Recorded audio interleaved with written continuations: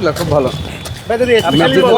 কতটা খুশি ভাইয়া? হ্যাঁ আলহামদুলিল্লাহ। শুধু রেজওয়ানের আউটটা নিয়ে বলি, কেমন লাগছে আসলে নাহিদের পিসফুল? হ্যাঁ অবশ্যই খুব ভালো লাগছে। ভাইয়া বোলিং ডমিনেটিং করে বোলিং করা, জেতা, এরকম ম্যাচ জেতা, বোলাররাই ম্যাচ জেতায়, খুব ভালো আলহামদুলিল্লাহ। আমরা প্রেস কনফারেন্সে বলছিলেন যে ইবাদত বা তাসকিনটা যেভাবে বল করে সেভাবে এখন নাহিদও সেই ফ্লোতে ঢুকে গেছে।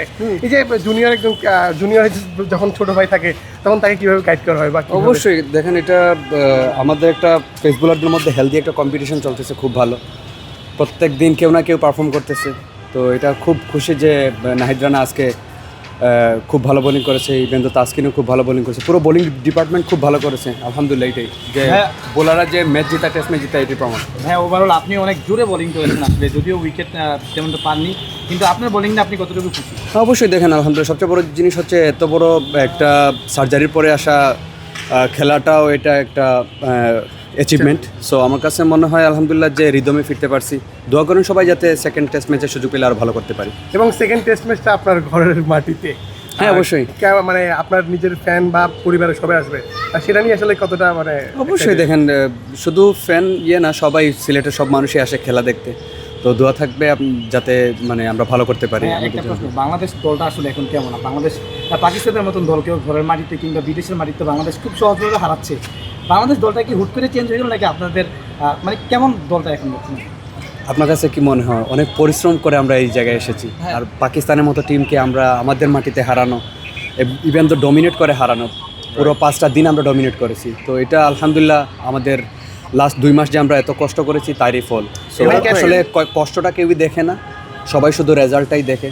তো এই রেজাল্টের পিছনে অনেক কষ্ট আছে, অনেক হার্ডওয়ার্ক আছে। প্রত্যেকটা প্লেয়ার, প্রত্যেকটা টেস্ট প্লেয়ার আপনি দেখবেন, প্রত্যেকটা টেস্ট প্লেয়ারের প্রচণ্ড পরিশ্রম আছে এর মধ্যে।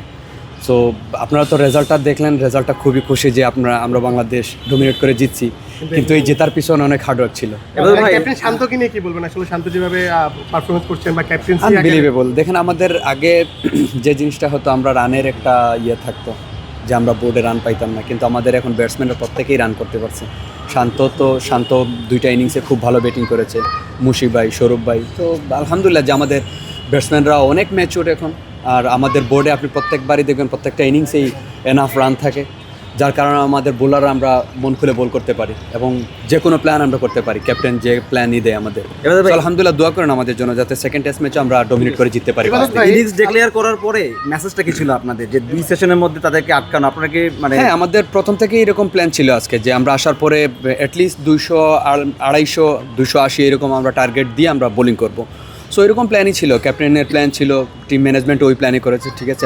আমরা যে এই এরকম একটা ম্যাচে, এটাও কিন্তু কোয়াইট টাফ যে 280 রানে আপনি 70 রানে 68 রানে আপনি ডিফেন্ড করবেন, ইভেন দো 104 রানে ম্যাচ জিতবেন, এটা অনেক ডিফিকাল্ট ছিল। সবচেয়ে বড় জিনিস হচ্ছে আমাদের 5 দিন ডমিনেট করে পাকিস্তানকে হারানো, এটা খুব মানে বড় একটা অ্যাচিভমেন্ট। পিচটা যদি একটু বলতে চাই যে বাংলাদেশ 5ম দিন আসলে পেসাররা আসলে ম্যাচটা জিতালো, যেটা আমরা আগে অস্ট্রেলিয়া, ইংল্যান্ডের মতো দলগুলোতে দেখতাম। এজ এ পেসার পিচটা দেখে আপনার আসলে অনুভূতিটা? অবশ্যই দেখেন, পিচটা যে এত খারাপ ছিল তা কিন্তু না, খুব সুন্দর বল ব্যাটে আসতেছিল, কিন্তু সবচেয়ে বড় জিনিস হচ্ছে আমরা ধৈর্য ধরে বোলিং করে গেছি এবং প্রত্যেকটা স্পেলই আমাদের বোলিং ডিপার্টমেন্ট থেকে সবাই যখন বল করেছে এক্স্যাক্টলি আমরা প্ল্যান অনুযায়ী বোলিং করেছি, যার কারণে আমরা 104 রানের আমরা ওদেরকে 5 দিন ডমিনেট করে আমরা জিততে পেরেছি। Thank you so much.